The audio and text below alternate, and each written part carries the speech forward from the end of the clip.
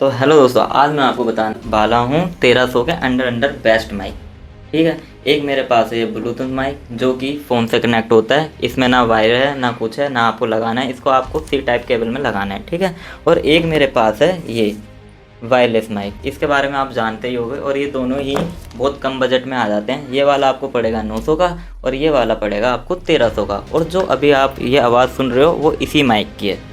इस माइक का भाई मैं आपको बैटरी बैकअप बता देता हूँ। आपको इसको एक बार चार्ज करना है। आपने अगर इसको 2-3 घंटे भी चार्ज कर लिया तो ये आराम से 10 घंटे आपको दे देगा कि आप 10 घंटे कहीं पे भी व्लॉगिंग करो, कुछ भी करो, ये आराम से चलेगा।